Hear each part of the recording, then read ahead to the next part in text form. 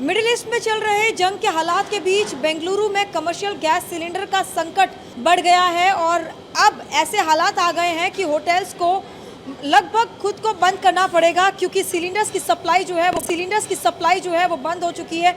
ऐसे में जो रोजमर्रा के फूड सप्लाई खासतौर पर यात्रियों के लिए समस्या जो है वो बढ़ सकती है। इस वक्त हम बेंगलुरु के एक ऐसे ही होटल में मौजूद है और यहाँ की अगर तस्वीरें आपको दिखाएं तो जितने भी यहाँ पर आप सिलेंडर्स देखेंगे वो सारे यहाँ पर खाली पड़े हैं, जो सीधे तौर पर दिखाते हैं कि किस तरह से ये कमर्शियल गैस सिलेंडर का जो संकट है वो लगातार बढ़ता दिखाई दे रहा है। अगर हम बेंगलुरु की बात करें, जिस तरह से ये पूरे जंग के हालात चल रहे हैं, भारत लगभग जो है वो कतर और सऊदी अरेबिया जैसे देशों से आयात करता है। इसलिए मौजूदा हालात का असर जो है वो देश में गैस की आपूर्ति व्यवस्था पर भी देखने को मिल रहा है। वर्तमान स्थिति को देखते हुए सरकार और तेल कंपनियों ने एलपीजी की सप्लाई को संतुलित रखने के लिए नए नियम भी लागू करने की कोशिश कर रही है, लेकिन होटल एसोसिएशन का कहना है कि बहुत हद तक जो है अगर सप्लाई बंद हो जाती है तो इसका सीधा असर जो है वो होटल्स पर भी देखने को मिलेगा। सर, आपसे जानना चाहेंगे कि किस तरह से जो है ये हालात इस वक्त देखे जा रहे हैं। ये जो है ना कमर्शियल सिलेंडर सप्लाई में शॉर्टेज है ना, ये कल से मेरे को फ़ोन आया डिस्ट्रीब्यूटर से, कल से हम आपको सिलेंडर नहीं देगा सर, अभी प्लांट में फिलिंग बंद हो गया करके।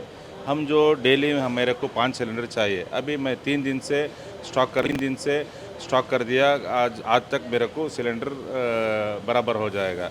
कल से कैसा चलना है, कल बंद करना ही पड़ेगा। जो इंडियन ऑयल कॉरपोरेशन ईडी को बात किया, वो भी बोल रहे हम डोमेस्टिक को पहले प्रेफरेंस देना है करके।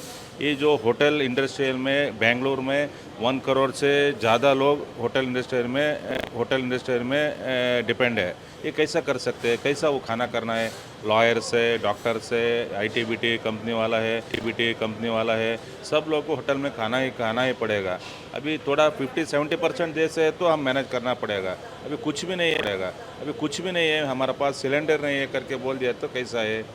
इसके बारे में अभी ये जो डिस्ट्रीब्यूटर है ना, ये लोग 3-4 दिन को स्टॉक करके गोडाउन में स्टॉक रख के ये भी खेल रहे हैं। अभी 2,800-3,000 ब्लैक मार्केट में सिलेंडर भेज रहे, गोडाउन में आ जाओ उधर देगा है करके ऐसा बोल रहे। ये जो क्या चल रहे, क्या कर रहे हैं ये लोग? इंडियन ऑयल कॉरपोरेशन में पूरा ईडी ये लोग को पूरा गोडाउन में रेड करके पूरा जो सिलेंडर है वो देना ही, सप्लाई करना ही पड़ेगा वो। सर, इस वक्त जो हालात है, मतलब अब तक कितने ऐसे सिलेंडर्स है और कब तक मतलब चलने के एक तरह से एक्सपेक्टेशन है?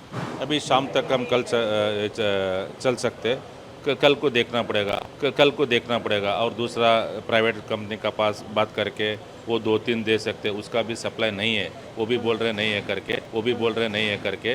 बट सिलेंडर का रेट 3,000 रुपीज़ बोल रहे, ऐसा हो रहा है। ये जो ब्लैक मार्केट में चल रहे, ये जो सरकार जो है ना, इसको देखना ही पड़ेगा, जो सबको सिलेंडर देना ही पड़ेगा। 70% मेरे को दिया तो हम मैनेज कर सकते, ये 2 साल बंद कर सकते हम। कस्टमर को अभी हम कल से क्या करना है, आपको 1 इडली देता है करके बोल सकते हैं, 1 आइटम देना है, ऐसा होता है, ऐसा सिचुएशन चल रहा है अभी।